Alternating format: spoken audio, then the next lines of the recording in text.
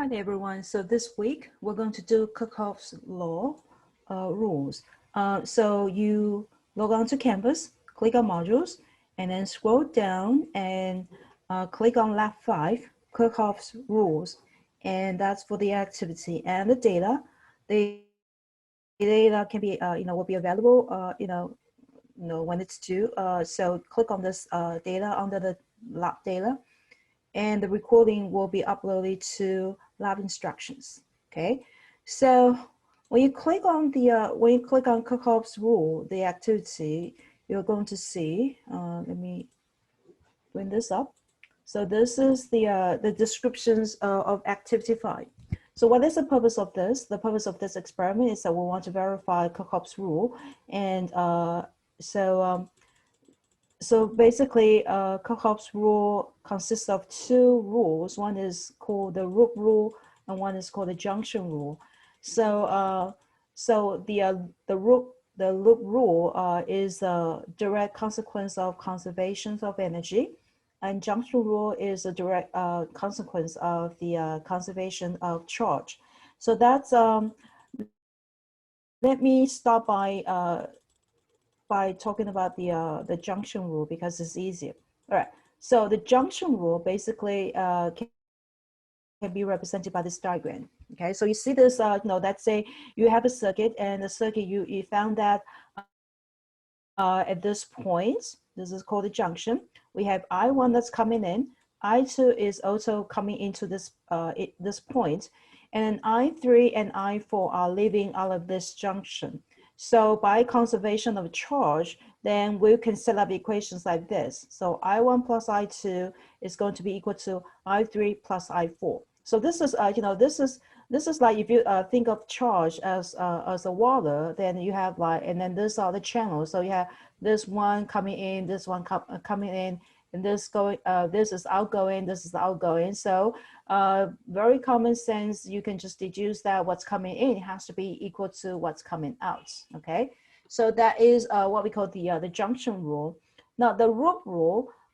So regarding root rule, it actually has sub two rules. So this diagram, figure 1, represent, we're going to use figure 1 to illustrate the root rule. So whenever you are having a circuit, in order to set up, in order to apply Kirchhoff rule, you need to assume the directions of the loop. Okay, so here on this side, you see that we have the current that's going, let's say you have the current that is going this way, and that's say, the loop from point A to B is in this direction. So this represents the directions of the loop.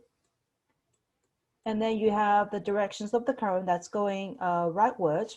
And on this side, we also have the loop directions is also to the right. But then the current direction is found to be to the left. Okay, so whenever current encounter a resistor, if the current encounter a resistor, and when the current is in the same directions as the loop direction, then we found that the potential across the resistor is negative. In other words, the potential difference. So let's say you have the potential at point B, that's VB. You have the potential at point A, that's VA. The potential difference, which is VB minus VA. We found that when the current is in the same directions as the loop directions, then when they encounter the resistor, then the potential difference is equal to negative IR. Okay. Potential is equal to IR when you're dealing with this simple circuit. So, and the potential, is negative IR, meaning that the potential at point B is actually less than the potential at point A. And this makes sense because the a resistor is a dissipating device. So when you have a current go through the resistor in the same directions as the loop direction, then we found that the potential at point B is actually lower than the potential at point A. So, so your delta V is equal to negative IR. However, when we look at the situations on the right, you have the loop still remain in the rightward direction, but the current is leftward. So when the current is leftward, when the current is in the opposite directions of the loop, we found that the potential difference between B and A is actually positive IR. Okay, so you can see that, and that also makes sense as well, because the current is the current is flowing in this direction, and the potential at point B has to be larger than the potential at point A, because the resistor is in the it is a dissipating device. So delta V is equal to VB minus VA, and that's equal to positive IR. So we can deduce that this when you're dealing with a resistor, so this is what we call the resistance rule. Okay, so let me just write it down. The resistance. So the loop rule involves two sub-rules. One is called resistance rule. And basically, it just means that if the current and the loop is in the same direction, if they're in the same directions, like the diagram, like the figure on the left, if they're in the same direction, then delta V is equal to negative IR. Okay. And if the current and the loop are in the opposite direction, if they are in the opposite direction, like the figure on the right, then delta V is equal to positive IR. Okay, so this is what we call the resistance rule. When the current encounters a resistor, how do we know whether the potential is positive, the potential difference is positive or negative? It has to do how the current is in relation to the loop direction. If the current and the loop are in the same direction, then the potential difference is negative IR. If the loop and the current directions are in the opposite direction, then the potential difference is positive IR. Okay, so this is called the resistor rule. Now, in the circuit, you might have a power source, for example, the battery. So the second rule under the Kirchhoff's rule is called the M rule. M is called the EMF, the M rule. So what is the M rule? And again, if we look at this diagram, when you have a resistor like this, okay, and the directions of this battery, I'm sorry, not a resistor. When you have this, this is a battery. This is a symbol for battery or power. So when you have the power that when you have the battery, the vertical the longer dash the longer line, vertical line indicate the positive. So polarity is positive here, and this is negative. So the directions of voltage is we draw from this, from the negative to the positive. So you can see that the voltage direction is rightward, okay? And that's the loop is also rightward as well. So when you have the loop and the battery in the same direction, the potential difference is positive V, okay?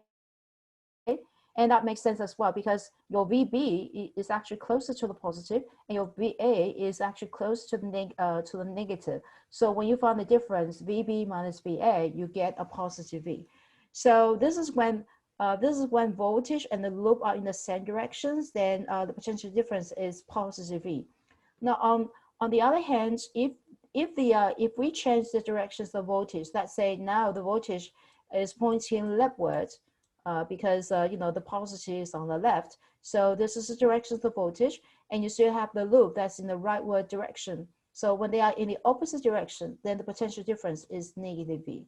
So what is the M rule? The M rule says if the M and the loop, they are in the same direction. If they are in the same direction, then delta V is equal to positive V. Okay. However, if the M and the loop are in the opposite direction, if they are in the opposite direction, like this one, then the potential difference is actually negative V. Okay, and these are important because when you're dealing with the circuit, you need to know how to assign the potential difference, whether it's positive IR or negative IR, whether it's positive V or negative V. So it's highly important that you're familiar with the resistor rule and also the M rule. Okay, so so the circuit that you'll be dealing with is more complicated than just a segment of this that we just show. You know, so let's say scrolling down, this is the circuit that you would be you know, you would have you know, worked in the lab if this would be done in the lab. So so basically you will be given 5 resistors, okay, and these 5 resistors are connected to a power source. And then you know, when you just look at this diagram, you can see that the current will flow from the power source. So this V, we call that VT, that's the total voltage. And you have the current, we call that total current, and it's coming out of the positive. And then it's going to reach a junction A. So when it reaches a junction A, we know that current is going to split. So some of the current go through resistor R1, some of the current go through resistor R3. So the current go through resistor R1, we call that I1, and the current go through resistor R3, we call that I3. And then the current is going to continue to flow in its own directions. And then when it reaches, you know, at this point B is also junction. We found that current is further split. So some of the current go through R5, some of the current go through R2. So we call that I2 and I5. Okay, and then the current, and then you know, and then for the I3 continue to go down. You can see that at point D, we have I3, I5 coming in, and we have the I4 coming out, and then they all, and then your I4 and I2 are going to combine at point C, you know, when they merge and coming out is going to, we call that I total. Okay, so you can see that the direction. So when you have a circuit, when we don't really know the directions of the current, we would assume a direction of the current. So I1, we assume that it's going this direction, but it may not you know, flow in that direction. It really depends on the potential difference between point A and point B. Without doing the calculation, we don't know. But then in order to do the calculation, you have to assume a current direction, okay? And you also assume a loop direction when you apply Kirchhoff's rule. So there are two things that you assume. One is the loop direction. They are arbitrary. You can either you know, assume that the loop will flow in the clockwise direction or counterclockwise direction. It doesn't really matter. And then there's a current direction that you assume. So when you have the you know, so in this diagram, we assume that current I1 is going this direction, current I3 is going in that direction, and I5 is going in that direction. So then you might ask, so if we assume the loop direction, if we assume the current direction, but then the current direction may not be the actual, the assumed current direction may not be the actual current direction. How do we know? Okay, when you, after you you know, after you assign the directions of the currents, and also you assume you assign the directions for the loop direction, then you apply Kirchhoff's rule, and then you do the calculation. After you do the calculation, if the current value is negative, it means that the actual value of the current is in the opposite directions of the assumed direction. So in other words, if I, you know, after set up the Kirchhoff's, you know, after apply Kirchhoff's rule to the circuit, and I found that I1, you know, after the calculation, I found that I1 is negative. What does that mean? It means that it just means that the current, the actual current of the actual directions of current I1 is actually going in the opposite direction. Okay, that's basically what it means. Numerical wise, it is the same. It just differs by you know, in sign. It just means that the current is actually in the opposite direction. Okay, all right. So how do we apply Kirchhoff's rule to this circuit? And so you know, let's see if we can go. Let's see. So equation 1 is the direct applications of the junction rule. So I total is I1 plus I3. Let's see if that's correct. So at point A, if you see point A, you have the current coming in, and you have the I1 and I3 coming out. So I total is equal to the sum of I1 and I3. Okay, and then when you look at point B, this is a junction, so I1's coming in, and then I2 and I5, they both going out. So we can set up equations that I1 is equal to I2 plus I5. And we can do the same thing for point C. So at point C, you see that your, let's see, that point C. So I2 is coming in, I4 is coming in. So I2 plus I4 is equal to I total, okay? And then we can also apply the same thing on at point D. So 3 and 5 are coming in, and 4 is going out. So I4 is equal to I3 plus I5. Okay, so you might wonder why we only apply junction rule at point A, B, D, but not C, because it's a it's a repeat. So we don't need that equation. So applying junction rule at A, B, D, that involves all the unknowns. All these current values are unknown. So so you set it up, and then we can apply the loop rule. So so let's look at equation 4. So equation 4 is basically having a loop that's going from VT, and then so VT, that's the first term. So that's that I think it's let me see, it is applying to the outer loop. So this is my loop. Okay, so we have the VT, the first term, and then follow the loop. And then once encounter the I1, R1, you can see that loop is in this direction, current is in the same direction, you encounter resistor. So the potential difference here is negative I1, R1. And then following the loop is in this direction, the same direction as the current, so it's minus I2, R2. And then continue on, and then there's nothing in here, so so you have the equation 4. And we can apply the same thing for, let me see, for the lower loop. Let's say we have another loop that's going through this. Okay, so you still have the V total, and then encounter this this I3 in the same direction as a loop. So you have the negative I3 R3, and then going up here, so current and the loop are in the same direction, so minus I4 R4, and then passing point C and then coming back, so that's 0. Okay, or we can also apply another loop that is this one. So let's say it is this loop. Okay, so you have the loop is this direction, same directions of I1. So you have negative I1 R1 passing point B, and then this is going down. The loop, the current is going down, so it's negative. Let's see, negative I5 R5, and then it's going up here, and the current is going in this direction, so it's plus I3 R3, and the whole thing is 0 because it's going back to the starting point. Okay, so this is how you set up. This is how you set up the equations applying Kirchhoff's rule, just by using this. You might wonder why what about this this loop? I mean, basically you can do that, but then it does not give us any new information. So that's why with these 3 loops that covers all the unknowns. So then we can have the equation. So based on this diagram, based on Kirchhoff's rule, you can set up six equations, and then you can actually clean this up, and then this six equation actually comes down to 3 equations. Okay, so these 3 equations are the one that you're going to use to do the calculations. All the experimental value, the measure value will be given, and you need to use this 3 equations to do the calculation.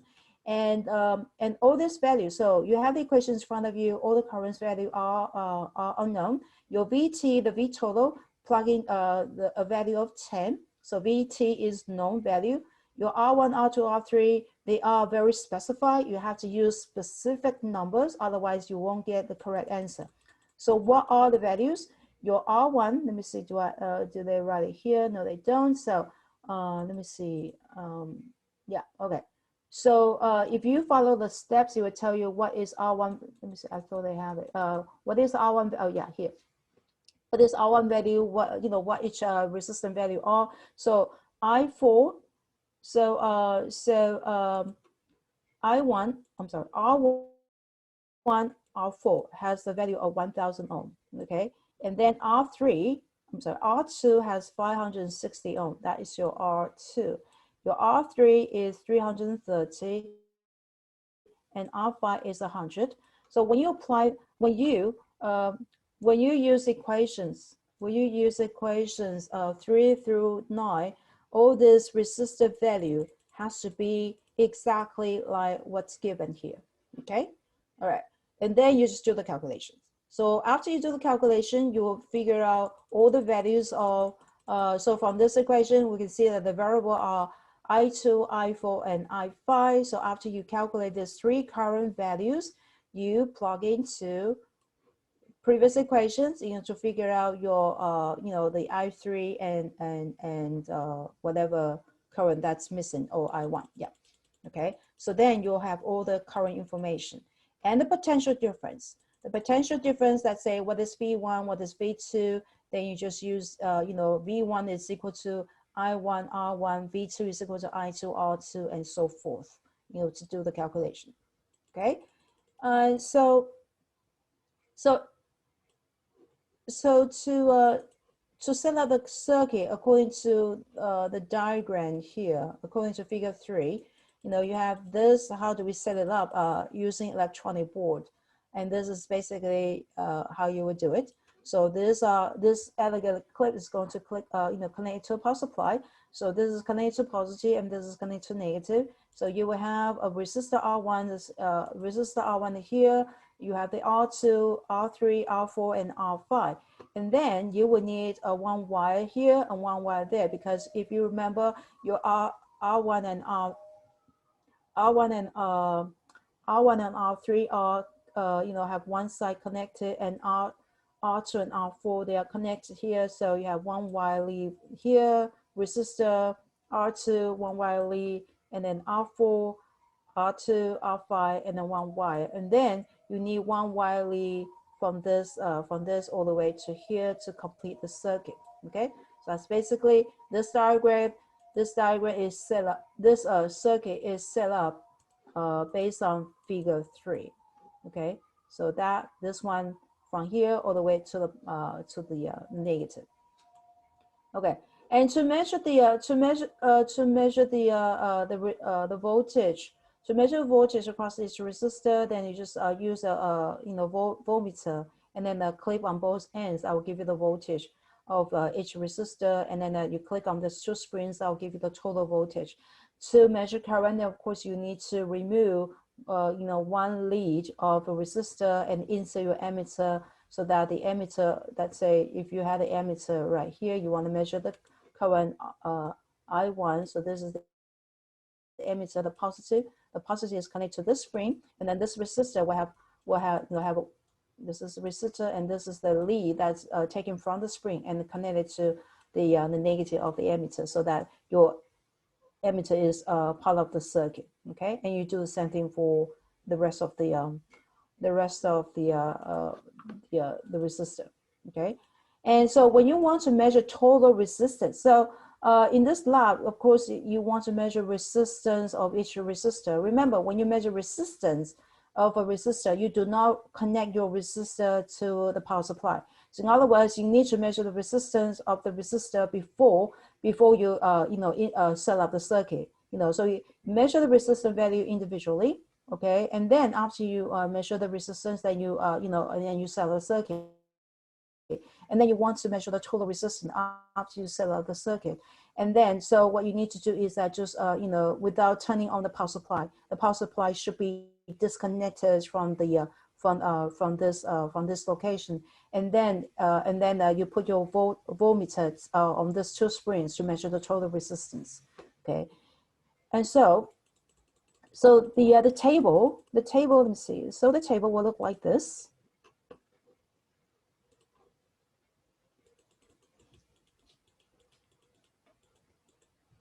So you have the table that look like this, and then so the experimental value, of course, will be given. So you have the R1 through R5, and then R total, and then the coded value. The coded value, is according to your what is R1, R2, and so forth. And then R total, the coded value for R total, the total resistance of this circuit, is actually quite lengthy to do. The calculation is quite lengthy to do. So if you look at the appendix, it tells you how to calculate total resistance. Basically, this diagram can be converted to this diagram, to that diagram, and then you calculate the total resistance. And this kind of circuit, this kind of circuit is actually called the delta or the Y.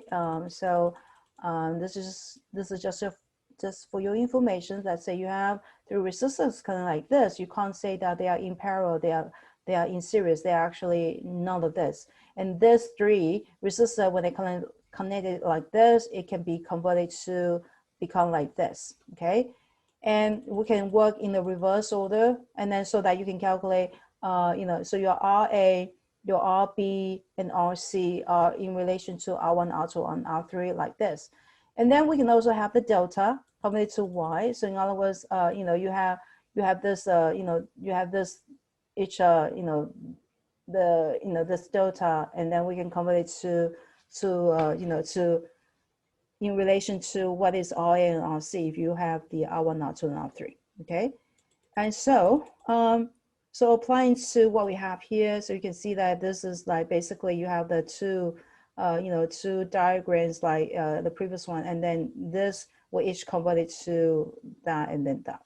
So anyway, so the calculation can be done, but it's quite lengthy. So instead of having you do the calculations, I just provide the value to you. And so the R total Coley value is given. Okay, you don't have to do the calculation. What you need to do is do the other calculations. That is in the, you just follow those steps in the analysis. And this, basically in the appendix, it also shows you if you want to measure various quantities like current and voltage across, for each resistor. And this is how you connect the circuit. Anyway, so so that is that. And let me actually bring up the data table so that it's easier to show you what you need to do. Let's see. All right, so these are the data table, and as I mentioned, so for resistance, the experimental value are given, and the coded value you just have to type in the data, type in the values, and then the total resistance is already given, and then you just based on that do the calculations, okay? And you use the coded value as the base, as a reference, so that should be in the denominator when you do the percent error. And for currents, experimental value, what we found is that, I1 has this value and blah, blah, blah, and then the I total has 16.08. And you can see that the current I5 is actually, when we do the measurement, we found that it is negative. It just means that the actual current is actually in the opposite direction, okay? And that when you do the calculation, you'll find that your current is also, is also negative, okay? All right.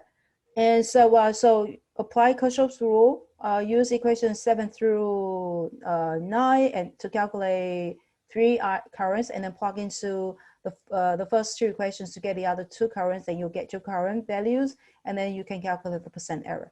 And you will use the calculation as the as a reference, and then find out what is the difference between those 2 divided by the calculation value. And then for the voltage, so again, experimental value are given. You just need to use V equals IR, in each box in order to get the value. And you can see that the voltage, for resistor phi is negative, primarily because the current is negative. So when you do the calculation, you're going to get a negative value as well. Okay. And so for this one, we're not going to do this. That basically just tells you that, if you have the current, let's say I1, you found that I1 is actually positive value, and that's consistent with your assumed direction, then you just draw it like that, and then this is, and then this must be have a higher potential, and so forth. So we already went over that, so you don't have to do that, okay? And for the next one, let me see. The last one here is just basically, for each junction, how the current is flowing, based on your calculated value or the actual value. So you don't really have to, so I'm not asking you to do this. So you don't do this, you don't do that, okay? All right.